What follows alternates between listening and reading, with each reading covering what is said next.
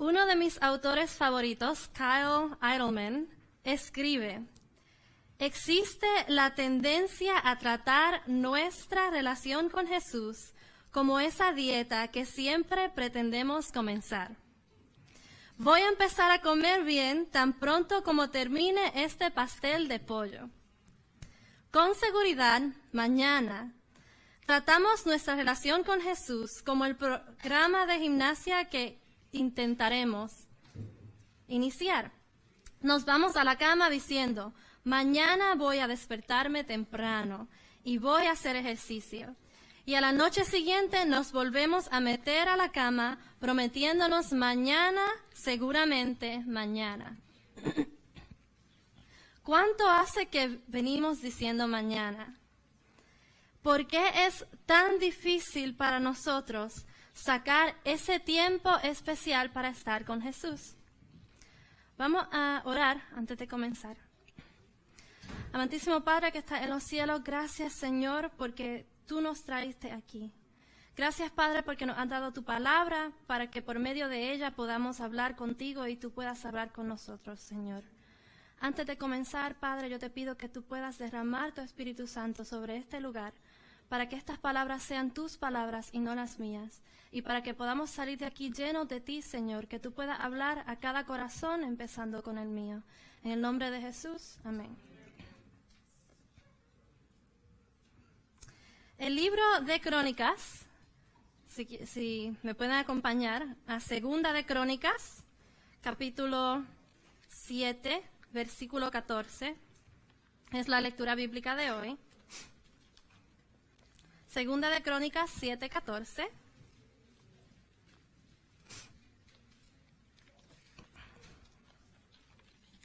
Dice: si se humillare mi pueblo, sobre el cual mi nombre es invocado, y oraren, y buscaren mi rostro, y se convirtieran de sus malos caminos, entonces yo oiré desde los cielos, y perdonaré sus pecados, y sanaré su tierra. El libro de Crónicas, de Segunda de Crónicas, habla mayormente acerca del reino del sur. Ese es el pueblo de Judá. Nos ofrece una historia tópica del fin del Reino Unido, es decir, el reino de Salomón y del reino de Judá. Esto es porque la mayoría de los reyes en ese entonces no reconocían que la única manera en la que ellos podían seguir hacia adelante en victoria era por medio de Dios. Judá sola, por sus propias fuerzas, no podía obtener ninguna victoria. A diferencia que el pueblo de Israel, ellos no tenían la promesa de que en el futuro iban a seguir hacia adelante, sino que lo que ellos obtenían, lo obtenían por medio de ese rendimiento a la voluntad de Dios. Sin embargo, en este libro se encuentra el pueblo de Judá en una gran apostasía. Si hay una palabra que yo siempre he escuchado en la iglesia desde chiquita, es la palabra apostasía. Siempre lo están diciendo, el hermano cual está en apostasía, la iglesia aquella está en apostasía. Ese libro lo que tiene un mensaje de apostasía. ¿Cuántos saben lo que significa esa palabra? Yo me fui a buscar en el diccionario para ver qué es lo que significaba la palabra apostasía. Y dice, viene del griego, que significa salida, defección, revuelta o rebelión, un desafío a un sistema establecido o autoridad, una rebelión o un abandono o abuso de la fe. Esa palabra me gustó, un abuso de la fe. Apostasía. Vamos a ir a Segunda de Crónicas 16, versículos 7 al 9, para que tengamos una breve idea de dónde era que se encontraba el pueblo de Judá en ese momento. Segunda de Crónicas 16, versículos 7 al 9. Dice: en aquel tiempo vino el vidente Hanani a Asa, rey de Judá, y le dijo: por cuanto te has apoyado en el rey de Siria y no te apoyaste en Jehová, tu Dios, Por eso el ejército del rey de Siria ha escapado de tus manos. Los etíopes y los libios no eran un ejército numerosísimo, con carros y mucha gente de a caballo. Con todo, porque te apoyaste en Jehová, Él los entregó a tus manos. Porque los ojos de Jehová contemplan toda la tierra, para mostrar su poder y favor de los que tienen corazón perfecto para con Él. Locamente has hecho en esto, porque de aquí en adelante habrá más guerra contra ti. Aquí hay dos diferentes escenas. La primera está contando algo que pasó reciente y la segunda está contando algo que pasó en el pasado. Está comparando un momento, un instante en el que el rey puso su confianza en Dios y por lo tanto Dios le entregó al enemigo. Sin embargo, en este preciso momento, este mismo rey decidió hacer lo opuesto, decidió poner su confianza en su propio ejército y por eso perdió la batalla. Aquí es donde nosotros podemos ver la diferencia entre una vida guiada y dirigida por Cristo y una vida guiada y dirigida por nosotros mismos. Otra palabra que escuchamos mucho en la iglesia, avivamiento. ¿Quién sabe lo que eso significa? Siempre lo escuchamos, lo leemos, lo decimos, que necesitamos un avivamiento. ¿Qué significa esa palabra? Dice, es una acción y efecto de avivar o avivarse.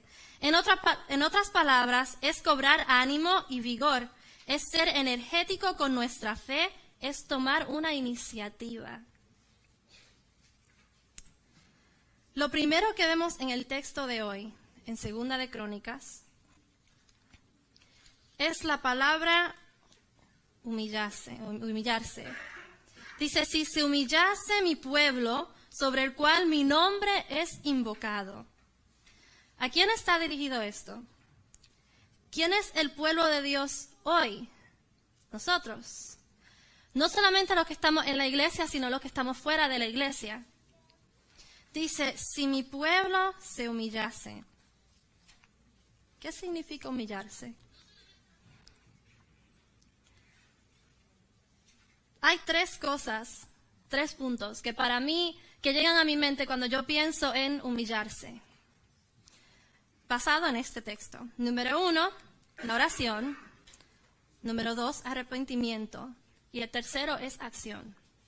Muchos de nosotros creemos que tener fe en Dios significa que pues yo puedo bautizarme, llegar a la iglesia todos los sábados, venir los miércoles también para tener ese tiempito extra, los viernes, los sábados por la tarde para la sociedad de jóvenes, y nos vestimos con nuestros mejores vestidos y nos ponemos nuestro perfume favorito y pensamos que con eso ya basta tener fe.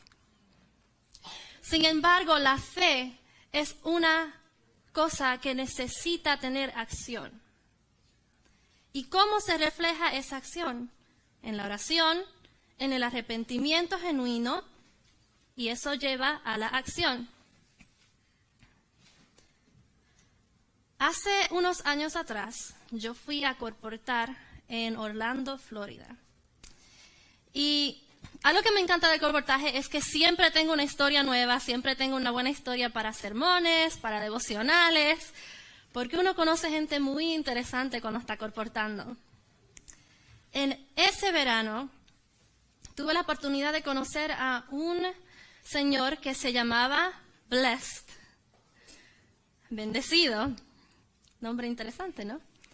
Yo fui, me recuerdo que iba caminando y fui a su pequeño negocio. Y había una neverita pequeñita y en esa neverita tenía fotos de los nietos, de los hijos, de la esposa. Un señor ya mayor, se llamaba Blessed. Le estoy presentando los libros y me recuerdo de que tenía en la mano el libro de Camino a Cristo. Y le estaba contando acerca de Jesús, acerca de las promesas de la Biblia, de cómo por medio de este libro mucha gente había logrado sobrepasar muchos problemas, cómo los versículos de la Biblia nos ayudan en los momentos más difíciles. Entonces el Señor me comienza a contar su historia. Me cuenta acerca de lo gran bendecido que ha sido en su vida. Me cuenta acerca de sus nietos, me cuenta de sus hijos, de su esposa, de los años que llevaba en ese pequeño negocio, de la forma grandiosa en la que Dios lo había bendecido. Entonces me dice, es por eso que yo no necesito su libro. Yo lo miro y le digo, ok, amén, Dios te ha bendecido. Pues vamos a orar entonces, vamos a agradecerle al Señor por esas bendiciones. Entonces él con una gran sonrisa me mira y me dice, no te preocupes, yo en casa ya oré, yo ya he sido bendecido. Salí de esa tienda con el corazón pesado. Oré por él en mi cabeza y seguí hacia adelante. Pero lo interesante de esta historia es que el año siguiente regresé a Corportar en Orlando y por casualidades de la vida me tocó esa misma calle. Me tocó ese mismo negocio. Entré otra vez a hablar con Blessed. Él se acordó de mí y empezamos a conversar. Me contó de su vida, me contó del año. Le conté un poquito de mis estudios, pero esta vez me dejó orar con él. Y me puse a pensar, ¿cuántos de nosotros nos encontramos en ese mismo lugar? Bendecidos. Estamos tan cómodos con esas migajitas cuando el Señor tiene pan fresco para nosotros. Pero estamos bendecidos. ¿Qué es lo que nos detiene? ¿Qué es lo que nosotros, qué excusa tenemos nosotros para no buscar el rostro del Señor cada día? Para no buscarlo primero, para no humillarnos ante el Señor. ¿Será que a veces las bendiciones nos detienen? Es por eso que muchas veces el Señor permite que el enemigo nos ataque. Entonces es que caemos a los pies de Jesús. Entonces es que le estamos preguntando por qué nos han pasado todas estas cosas. Pero a veces no son en esos momentos de debilidad en los que el Señor puede por fin hablar a nuestros corazones.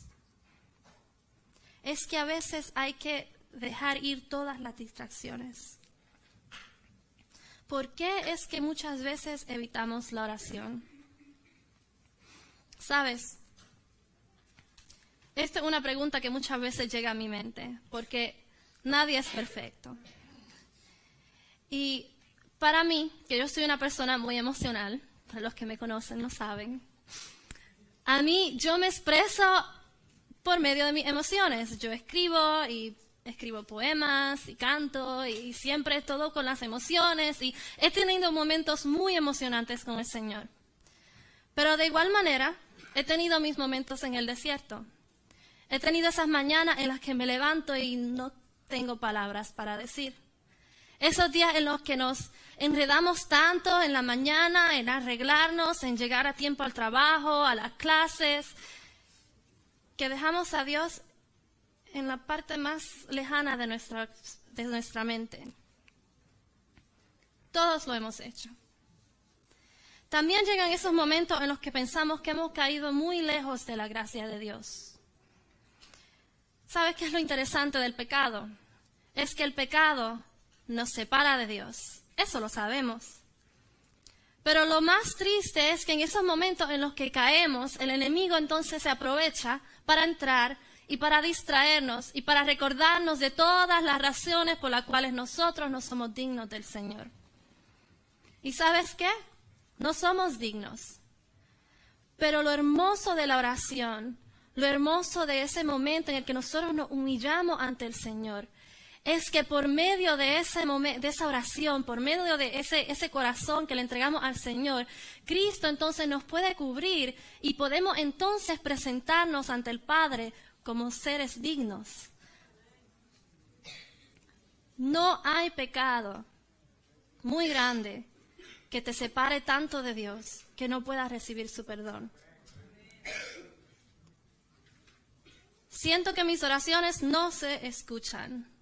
No sé cuántos de ustedes se han encontrado en esta, pero eso también me ha pasado. Esas noches en las que uno ora y siente como si la oración subiera y se queda ahí en el techo y del techo no sube nada más.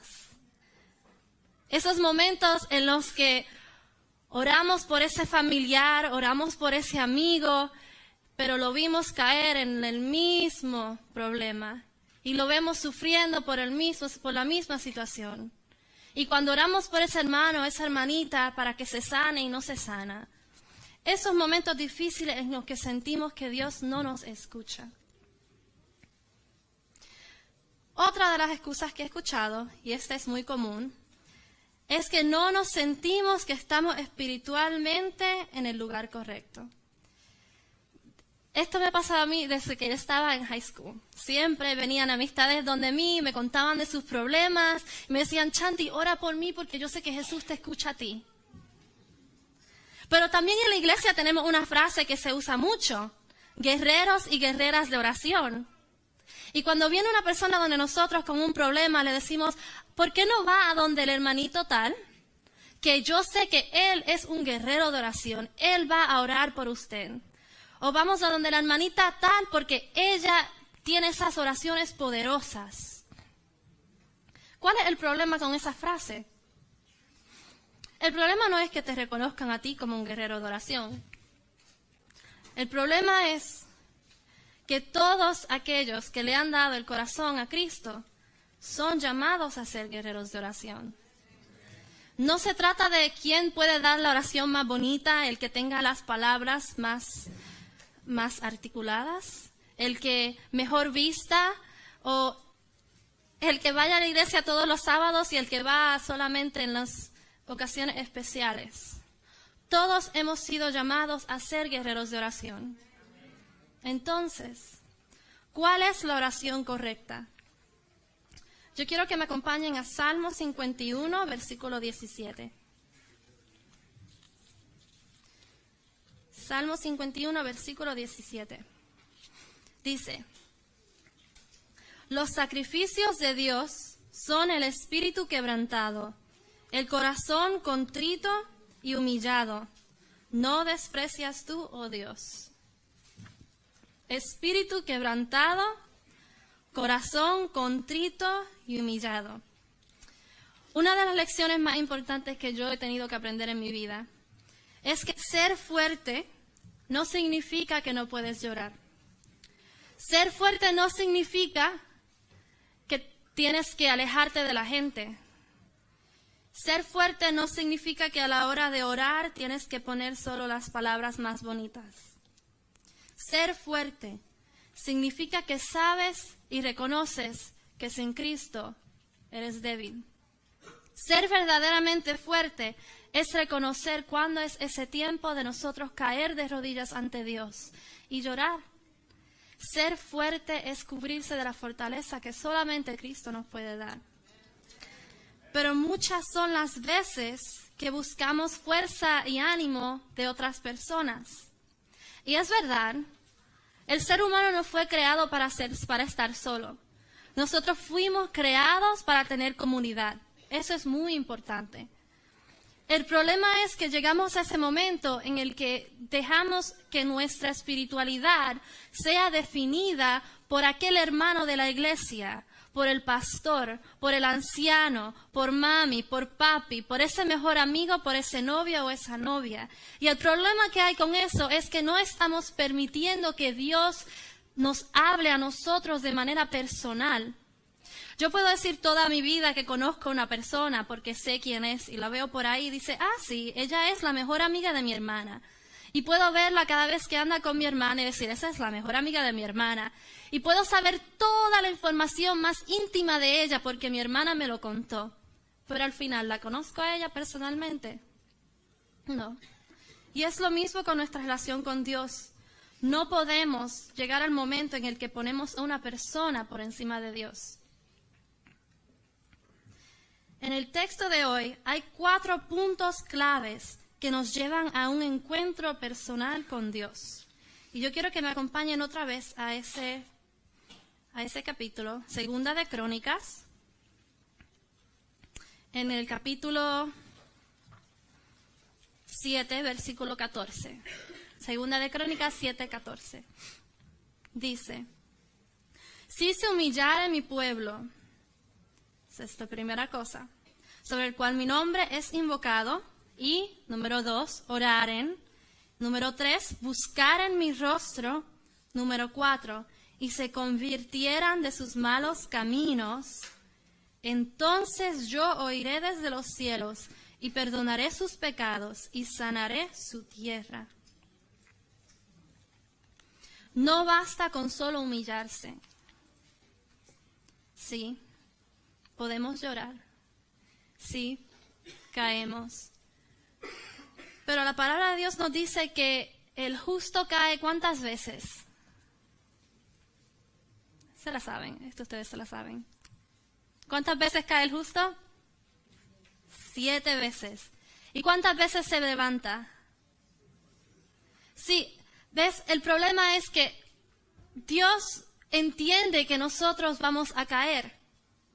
Estamos en un mundo que está diseñado por pecado. Ya no son las cosas como antes eran, o como se supone que fueran en el principio. Pero Dios no quiere dejarnos ahí. Dios no quiere dejarnos en el pecado. Dios quiere levantarnos. Y cada vez que nosotros caemos, debemos caer a los pies de Jesús. Y tener ese corazón humilde, ese corazón contrito, ese corazón quebrantado que dice, Señor, yo sé que no soy suficiente. Yo sé que he caído. Pero en el nombre de Jesús tenemos que levantarnos. ¿Cuál es ese pecado que te está impidiendo que tú recibas las bendiciones de Dios? ¿Por qué seguimos aferrándonos a los pecados que nos hieren, a esos problemas que hieren a nuestra familia, que hieren a nuestros hermanos, a nuestras hermanas, a nuestros amigos, que crean esa división entre nuestro corazón y el corazón de Dios? ¿Por qué es que nosotros tenemos ese deseo de aferrarnos tan fuerte a aquella cosa que nos destruye? Cuando Dios prohíbe el pecado, no es porque Él no quiere que te diviertas. Creciendo en la iglesia, algo que siempre escuchaba fue la lista de todas las cosas que no puedo hacer. Cuán larga debe ser mi falda, qué color debo pintarme las uñas. Ustedes saben. Y crecemos con esa mentalidad y todas esas listas de lo que no podemos hacer. Y cuando vemos los mandamientos, estamos leyendo todos los no que el Señor nos dio. Y a la hora de venir ante Cristo, tenemos miedo. Porque a veces pensamos que si dejamos ir estas cosas, vamos a salir perdiendo. Pero cuando Dios prohíbe el pecado, lo que Él nos está diciendo es, aquí te tengo la vida. Y aquí está el camino que te lleva a la muerte. Es Dios pidiéndote que escojas la vida. Es Dios dándote algo que es mejor de lo que tú puedes obtener por ti mismo. Entonces, ¿por qué se nos hace tan difícil rendirnos ante Dios? El texto termina diciendo, entonces yo oiré desde los cielos y perdonaré sus pecados y sanaré su tierra. Entonces yo.